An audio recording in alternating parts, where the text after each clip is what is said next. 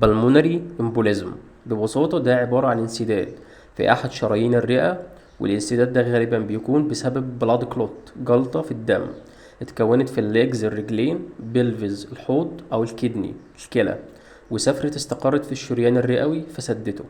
طب ايه هي أسباب البلمونري امبوليزم؟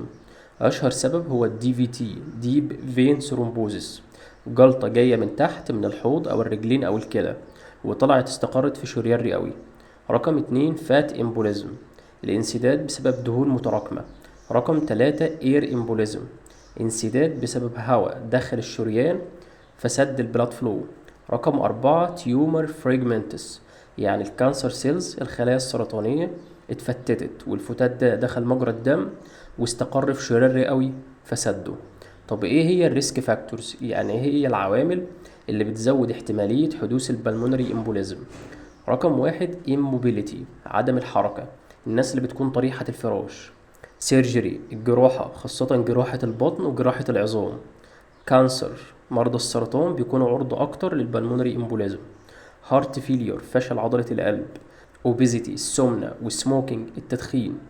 طب ايه هي الساينس and symptoms of pulmonary embolism؟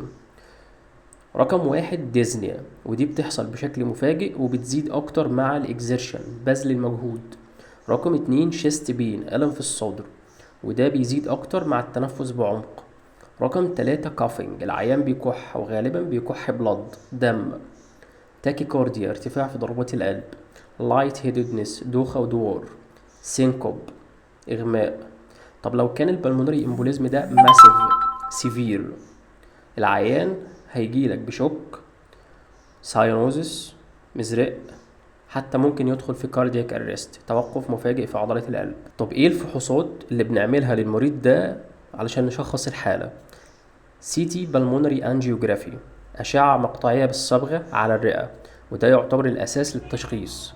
فنتيليشن برفيوجن سكان، وده في حالة إن السي تي بالمونري انجيوجرافي مش متوفرة. لور ليمب دوبلر، سونار على الطرف السفلي عشان نشوف في دي في تي ولا لأ. ايكو واي سي جي، رسم قلب وايكو على القلب عشان نطمن على حالة الهارت. طب بالنسبة للعلاج، العلاج بيمشي ازاي؟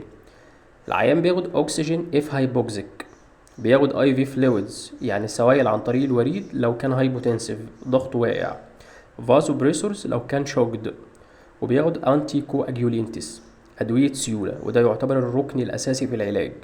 وادوية السيولة بتنقسم لاربع فئات: unfractionated heparin، لو مولكولار ويت هيبرين زي الكليكسان والإنوكسابارين، دواكس دايركت اورال انتي كواجيولينتس زي الابيكسابان والريفاروكسابان، بس دي بياخدها بعد استقرار الحالة. وكمان ممكن ياخد وارفرين كلونج تيرم انتي كواجيولينت ثيرابي. طب لو كان البلمونري امبوليزم ماسيف سيفير، العيان بياخد ثرومبوليتكس يعني أدوية تدوب الجلطة زي الالتي بليز، بيعمل ثرومبكتومي يعني إزالة الجلطة سواء كان جراحيا أو عن طريق قسطرة.